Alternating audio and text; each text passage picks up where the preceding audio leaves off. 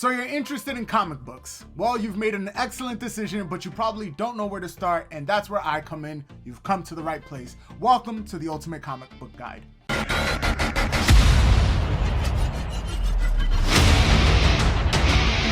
What up, everybody? Welcome to the channel. I am your host, Mike Fury, and I make informative videos just like this one. So please hit the subscribe button, hit the notification bell so you don't miss out on any future content. And today I'm going to be helping you guys basically decide or make your first steps into comic books. I'm gonna help you guys when it comes to pertaining to authors, illustrators, publishers. Not only that, I'm gonna be telling you guys the different types of comic books that exist, from genres to actual like physical comic books, because there's the issues, but there's also trade paperbacks. I'm gonna be answering all the questions pertaining to making your first, basically taking your first steps into the huge world that is comic books. So with that being said, guys, let's get right into it. So the first question would be, how do you want to read your comic books? That would be my first question to you guys, and that should be the first question, because there's a litany of ways for you to start reading comic books. Now, the first one would be issues. Now, issues come between, I would like to say, $3 to $5 and can range from pages of 30 to 32 to 46 pages. It's anything less than 50 pages per issue, and they usually come in this format. The cool thing about issues is that they're usually not like this. They're not collectible, but you can actually get them in a collectible format like I do right here. Now, this is the first issue of the Ultimates, which I absolutely love. I have the actual trade paperback somewhere here, but it's collectible. They can range from $10 to $40 if you decide to actually get them in that hard case, and depending on their condition, they'll be graded. It's all nice and flat and fancy, but again, that's only if you want to collect it. I'll never read that issue again, but hey, it's there if you want to do it. And that could range from a certain price, but like certain issues, especially when they get signed and things, like they could range into the $300, $400, $500,000 mark. So if you're interested from a collector standpoint, issues are the way to go. And it's very purist, like, oh, I only read the most finest of issues that are released one by one every single Friday. Now, off of that, we have trade paperbacks. This is a trade paperback. This is one of the original. These two are my original first trade paperbacks. I've owned these for the last, I was in high school when I purchased these. Holy crap. It's been a long time. But it's, so basically it's them grabbing all of the issues, all of the single issues like this, all of these issues, and they're putting them all together in one format. So the whole entire story is one big book, as you can see by the thickness of it. Now, that's if you are like me. I am a trade paperback reader. I do not read single issue by single issue, because even though I do understand how some people watch shows like that, like, oh, it's basically like watching a show. Every single Friday, there's a new episode. So same thing with the comic books. Every single Friday, there's a new issue pertaining to a certain series. Now, no, not for me. Give me the whole entire issue in a trade paperback. This could range, depending on which book it is and depending on how many pages, this could range between $15 all the way up to $40, depending on the actual issue. Now, there's also deluxe editions. They come in separate editions that actually have like little pages in the back that show you the art and things of that nature. But yes, this is just the basic version of Watchmen, and it just holds everything. It's not like a deluxe. The deluxe might have like an extra few pages in the back showing you guys artwork and things of that nature. So that's always fun. Like, for example, Kingdom Come. This is the normal version, but this one also brought a little bit of artwork showing you guys certain characters. And wait a second, I like that. That's a really dope picture. But yeah, over here. So this one's showing you, giving you a little bit of information. But yeah, trade paperbacks are awesome. I love them. Now let's get into graphic novels. Now, there's a pure distinction of, there's an unclear distinction of graphic novels. Let me say that, because a lot of people think that graphic novels and trade paperbacks are the same exact thing. No, they're not. Graphic novels, what I understand them to be, are single graphic novels. In other words, you can't find them in issues. They only exist in graphic novel form. Now, if I can find, so for example, I have these. Now, these are books. The Alchemist is a very famous book, and so is Sun Tzu's The Art of War.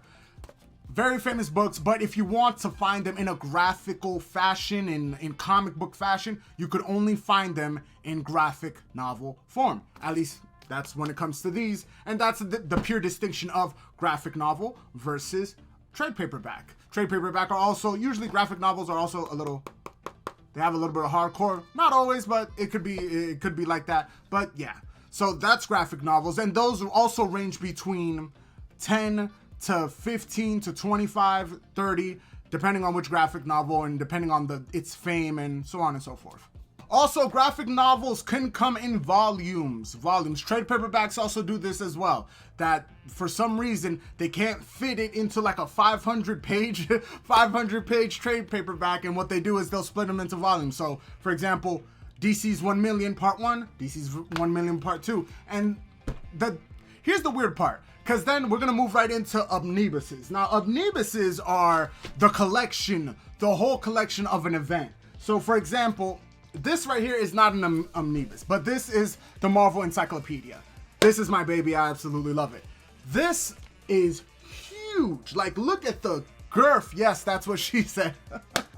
But this is absolutely, like, this is huge. So omnibuses are these huge collections, 1,000+ page comic books, and they're huge. The reason why I don't own one is because they're extremely expensive. They range up towards the $80, $90, $100, $120 range. They're extremely expensive, extremely cool, huge in stature, and yes, that is what an omnibus is, 1,000+ pages of comic books. If you have that type of time and you want to use bookmarks, by all means, go right at it, but I prefer to actually get them in single, at least in volume format or in trade paperback format. And lastly, and this is for my digital fans out there, because I've shown you guys all the physical that you can possibly purchase, you have different types of services. Now, services can range from Comixology to Marvel's Unlimited to DC's comic book service, and so on and so forth. They each range, they can have $10 a month, $8 a month, $6 a month, and they provide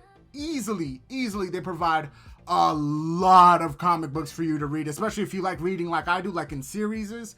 Like, I don't know if I could say that series, but yeah. So you have, like, for example, an Identity Crisis. You can read the whole entire thing on DC's, or for example, Green Lights, and so on and so forth. The whole entire thing. This is actually pretty thin in reality.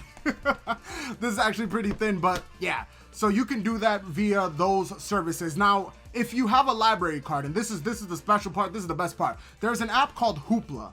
Now, not sponsored. I'm just giving you guys information. Hoopla is free. All you need is a library card, and what I know is that library cards are particularly free if you live in the state, or, you know, all you need is an ID and you can have a library card. Now, if you connect your library card to Hoopla, Hoopla will provide you with all the digital content that your library system has an offer. So for example, I live in the city and the library system here is fantastic. I am allowed, via Hoopla, I'm allowed to get brand new comic books, brand new series, and of course they work exactly like a library does. You have up to 10, I think, per month. If I'm not mistaken, that's how Hoopla works. And 10 comic books, 10 big 500-page comic books is absolutely fantastic for you to go ahead and rent out. It'll give you enough, and it's absolutely free, like I mentioned earlier. So definitely, if you want to read things on your phone, if you want to do it via a laptop, via a tablet, Hoopla is definitely, it'll save you guys a lot of money.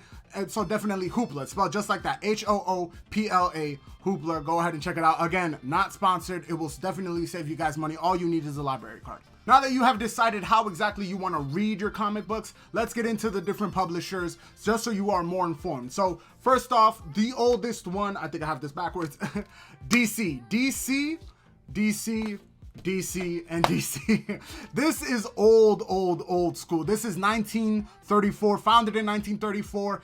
Old Batman, Superman, Green Lantern, The Flash, Wonder Woman, Aquaman, Teen Titans, and Watchmen. They're all under that umbrella. DC is the oldest. They have some amazing, actually all of them have amazing work. DC has been probably the most consistent due to its age. So you have, first off, you have DC, of course. Secondly, let's get into Marvel. Founded 5 years later. Marvel has X-Men, Avengers. That's all you need to know. The Hulk, Thor, Iron Man, Captain America all have single issues by themselves. Marvel gets busy. Marvel has some of my favorite comics. So definitely, these are just a few. Age of Ultron, Original Sin, Civil War. Civil War we'll get into later. But yes, this is awesome. Next up, we have Dark Horse Comics. Now, Dark Horse is a dark horse. Now, Dark Horse, what I love about Dark Horse is, Dark Horse they do a lot of video game comic books. They also have other, like, very, I would like to say, maybe ambiguous, maybe a little darker, a little supernatural tone comic books. They have Umbrella Academy, which is on Netflix right now. They have Hellboy, which is the movies, you know, Hellboy the movies. They have Avatar The Last Airbender. Yes, they have a comic book based on Avatar The Last Airbender. And then they have comic books like this. God of War, Cory Barlog's God of War. They have that. They have a full entire Dragon Age and Mass Effect comic books based on those. So definitely Dark Horse is a dark horse, and it is really good. They have a lot of really unique comic books, and they do Halo, The Witcher. They have so many video game comic books, and I definitely recommend, if video games are your thing and you want to get to ingratiate yourself in a lot of this mythos, ingratiate yourself in a lot of the mythos and the lore of these different games, Dark Horse is the way to go. Also, I forgot to mention, Dark Horse is probably in the middle of the pack, founded in 1986. And lastly, Image Comics. Image Comics was founded in 1992, and they are the newest ones. 1992 is also the year that I was born. They are the newest ones. They also have a lot of really good comic books that are really killing it right now. For example, Robert Kirkman's Invincible. You guys saw it on Amazon. That's Robert Kirkman's, that's Image Comics. Not only that, they also have Robert Kirkman's The Walking Dead, Kick-Ass, The Old Guard, which is on Netflix, and so on and so forth. And the real final one, I will say, a lot of people might be like, oh, what happened to Vertigo? Vertigo is an actual subsidiary of DC. So a lot of people would think, oh, Vertigo's the one, why doesn't he mention it? It's because DC actually owns Vertigo, and now it's been revamped or rebranded as Dark DC or DC Dark, and Vertigo is the one that has Sandman, which is basically the new show that's going to be on Netflix. They have Hellblazer, which is Constantine, based on Constantine from the movie played by Keanu Reeves. Yes, that darkish, and they used to, again, they're part of DC Dark, and whenever you see a DC Dark movie or DC Dark show, even if I'm not mistaken, the Arrowverse in CW, they have their own Constantine. So whenever you see that, that's part of Vertigo, or in this case now, DC Dark. Now that you have all that information, you know who makes them or who publishes them, and you know how exactly you want to read them, let's get into where you want to begin. Now, I've separated this into a bunch of different genres, and I'm going to be talking about the unicorns in a little bit and the age ranges. We're going to talk about all of that in this video. So definitely make sure, if you've reached this far, thank you guys, make sure to hit the like button. But let's get into where you want to begin. Now, comic books I've separated into like more or less 8 separate genres, or 8 separate like little titles, I guess. So if you want to start off with a certain particular character or superheroes or villains story, look no further than their origin story. Marvel Masterworks are the original Stan Lee's, a little, I would say, remastered versions of his work, his original piece. So if you want their pure origin from Stan Lee's mind himself, then go to the Marvel Masterworks. You could also look for 2 things: DC's New 52 and also DC year ...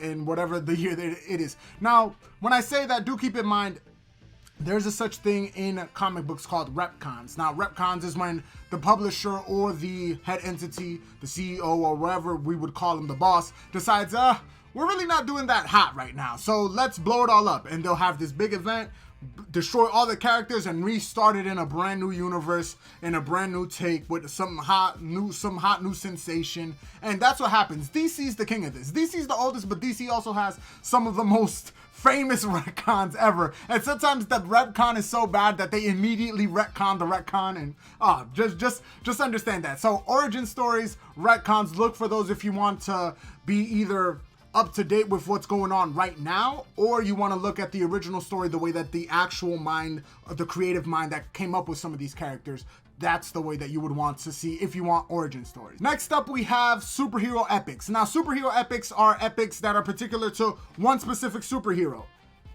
The Death of Superman, I would count this as a superhero epic. Yes, there are a couple other characters that do show their face, but mainly Superman. Flashpoint Paradox, that is a pure Flash show, or Pure Flash, it's a movie as well, but it's a Pure Flash comic book. That is a superhero epic. I would also call Green Lantern's Darkest Day, Blackest Night. That's a superhero epic. And yeah, like that. There's certain comic books that are centered around one character, even though there's cameos from other characters, but they're really in particular to one character and his trials and tribulations. Next up, we have large-scale wars and or crossover events. Now, I count Civil War would probably be one of the most famous. This is a crossover event with almost everybody who is anybody, and they're all coming together to fight in this big final battle. And technically, I've read this at least 4 times, and each and every single time I read this, I wonder, why is this famous? But I think it hasn't aged really well, and I'll give my full review of this one point. But point is, Civil War is a huge comic book event. I would also count Age of Ultron to be one, or the Original Sin to be one, Kingdom Come to be one. Whenever you see multiple characters coming together, as in Civil War, where there's Spider-Man, Fantastic Four, Captain America, the Avengers are here, Punishers makes an appearance, and so on and so forth. When you see that, that is a huge large-scale battle or a crossover event. X-Men versus Avengers, DC versus Marvel. There's tons of them when Watchmen and DC collided, like, yes. You also have revenge plots or mysteries. Now, Identity Crisis is a revenge story, but it's also a mystery story entwined into 2. This is fun. If you like mysteries, if you like who did it kind of like mysteries, if you like revenge plots, definitely Identity Crisis. There's a bunch more also as well. There's tons of revenge plots, but yes, Killing Joke is a famous one. The comic book is amazing, the movie not so much. Killing Joke is definitely a revenge story done by Joker, Batman, and there's some certain casualties here and there. Joker has a lot of them. Batman has a lot of revenge stories, but yes, definitely also check out this bad boy right here, Dark Victory. You also have romantic comedies like Saga. You have space operas like Mass Effect, Star Wars. Those are all in comic book form. And lastly, you have Reimaginings. Now, this is Urfex. This is what I call the king of Reimaginings. This grabs everything we know about the Marvel Universe and flip it on its head. Spider-Man isn't really Spider-Man. He's been infected with the alligator, with the alligator's the infection, the one that turned the alligator into alligator, the green dude in the show. Thor is a woman because I won't spoil anything. Captain America's old. It just grabs absolutely everything, flip it on its head, and basically tell you, hey, this universe isn't like what you know it to be. So Reimaginings are definitely awesome. Check them out. Those are some of my favorites. Everything here is awesome. All of those genres. There's more, but I won't get into some of those. There's a lot of like really obscure, dark, and like, you know, there's things like that. But pick your poison. That's what I'm basically trying to tell you. Pick your poison. They come in different sizes, flavors, shapes. Some of them are really small, some of them are really short, but you can find some amazing stories in anything, any type of genre. Just make sure to pick your poison and choose wisely. Next up is comic book unicorns or unicorn authors. These are the top of the top. These are the tip of the spear. These are the baddest dudes on the planet when it comes to being authors and creating these stories and narratives that we absolutely love. Now, this is in no particular order, and this is also my opinion. It's not something like definitive. There's a bunch of people that I'm gonna leave off the list that are having amazing runs right now. Mark Waid, Jonathan Hickman's having an amazing run with X-Men. There's a tons of people, but these are the dudes, these are the 7 dudes that I think are just different, like TikTok different. Okay, so let's start off. Neil Gaiman. Neil Gaiman created Sandman. He's also created Lucifer. He's created a bunch of other like American Gods. This guy is different when it comes to writing. I think his style is completely like obscure. It's different. It's like it deals in subjects that aren't really normalized. He's great at writing characters. Like, I love him. He's awesome. He's creating the Sandman universe. Is gonna be now in Netflix, so make sure to check that out if you guys want to. Next up, we have Alan Moore. So Watchmen, V for Vendetta, Swamp Thing, League of Extraordinary Gentlemen, Promethea, another complete and utter, like, just amazing at how many great stories this man could come up with. Alan Moore, definitely check him out. His style is very different. Like, if you create Watchmen, yo, like, you're out there. You're definitely out there. So Alan Moore. Next up, we have Grant Morrison. This is the ultimate plug-and-play guy. He has worked from everything from Superman to X-Men to Doom Patrol to Justice League. This is the ultimate plug-and-play dude. You put him anywhere and he's liable to come up with something absolutely fantastic. Grant Morrison, make sure to check him out as well. And next up, Frank Miller. Frank Miller is dark. Like, if you want dark and gritty comic books, this man created Sin City. He hit up 300. Yes, This is Sparta is from Frank Miller. And on top of that, his form of Batman, his version of Batman was the one used for Christopher Nolan's famous Batman series with Christian Bale. Yes, Frank Miller is dark. He is awesome. I absolutely love his comic books. Frank Miller. Chris Claremont is another one. Legendary stint with X-Men. Anything we love about X-Men is from Chris Claremont. No offending anybody else who's had amazing jobs with X-Men, but his work is just, it's essential. It's awesome. Anybody who reads comic books needs to read his amazing stint with the X-Men. He's also done a lot of Star Wars work as well. And the last two are Robert Kirkman. And the reason why I have him, again, this is no order whatsoever, but Robert Kirkman, The Walking Dead, and Invincible. That's all you need to know.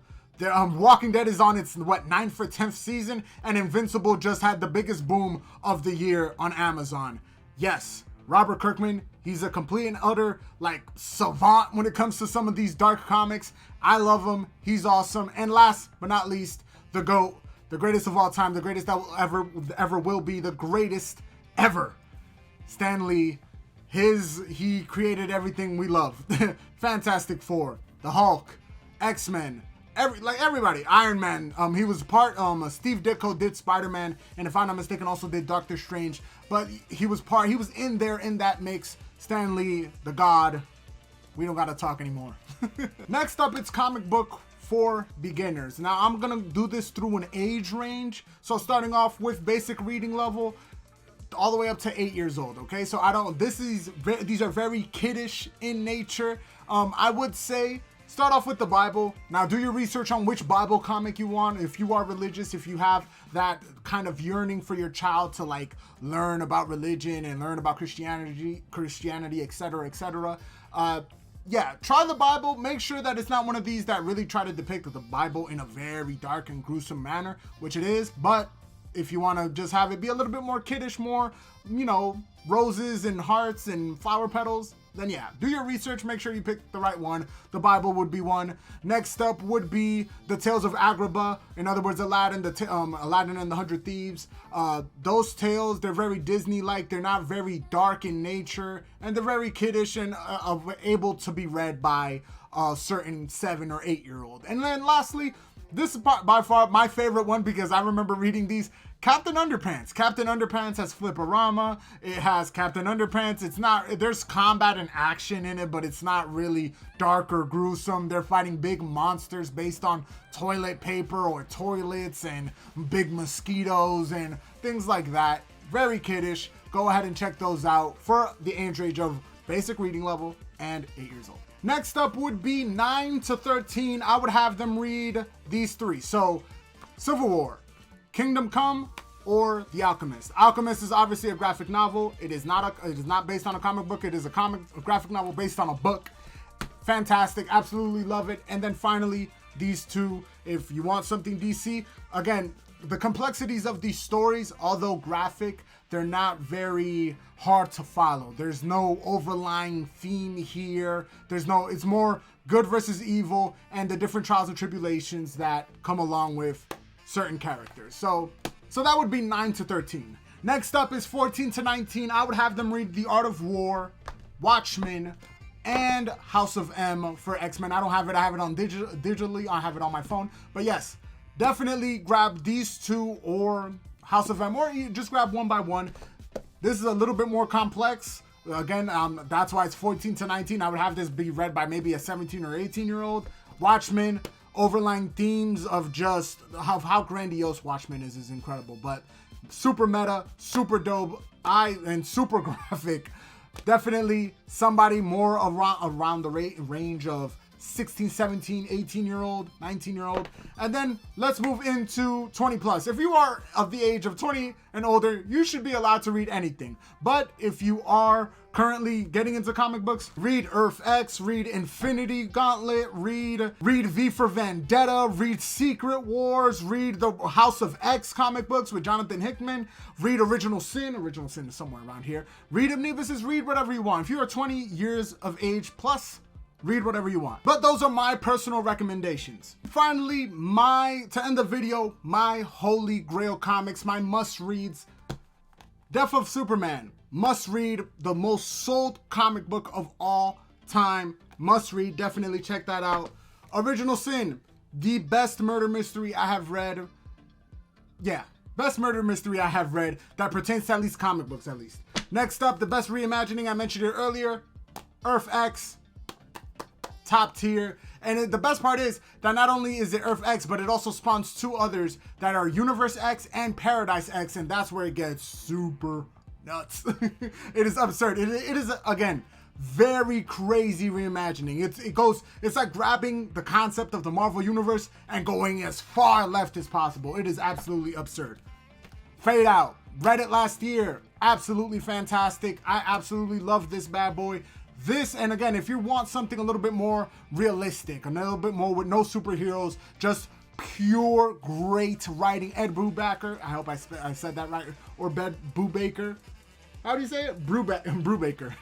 Ed Brubaker doing fantastic work, and the art style is absolutely fantastic. Again, we didn't really get into art styles, but Alex Ross, king. Alex Ross is a beast. Alex Ross is the go-to guy when it comes to art, but this is absolutely fantastic as well. Civil War. Now, this is easily accessible, awesome.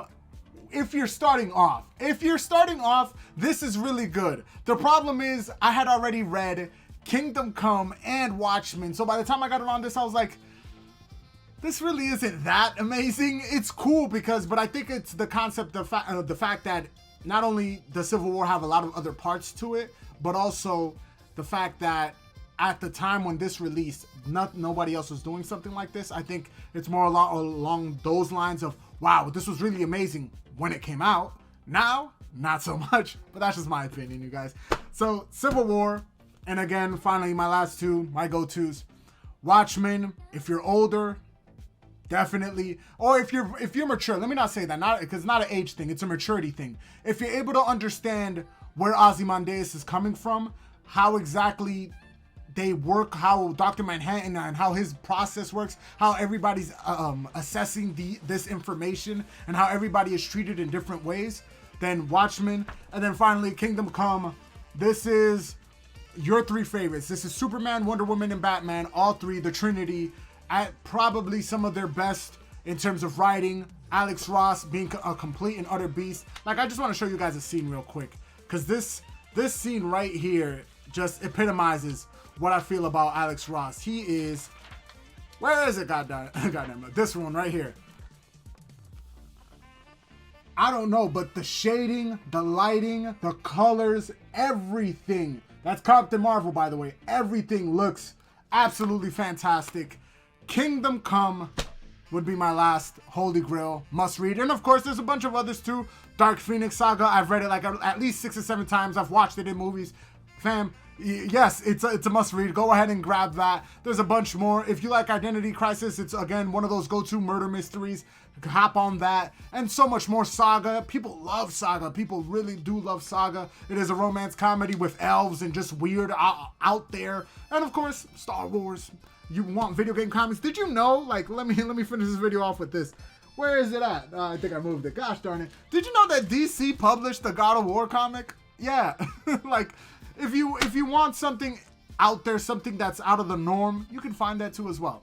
2, 3. And that is it for the video, you guys. I hope you guys enjoyed it. I hope you guys found it informational. I hope I gave you guys some suggestions onto where exactly you want to begin, how exactly you want to read, what type of service you want to. I hope you guys take advantage of Hoopla. If your library system in your area is up to par, if it's top tier like mine is, then you'll have a bunch of things to be able to go ahead, rent out, and borrow, and then bring back. And it's just super convenient to have that all via your phone.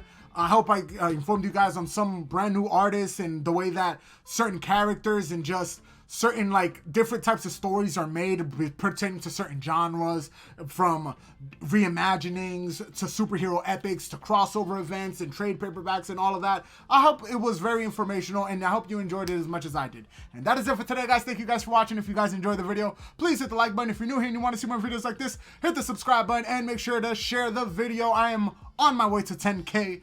You can follow me on Instagram, Twitter, Facebook. Links are down in the description below, along with my Patreon. Do consider supporting me there. $1 a day keeps the landlord away. I'm your host, Mike Fury. It's been a complete pleasure. I am out of breath.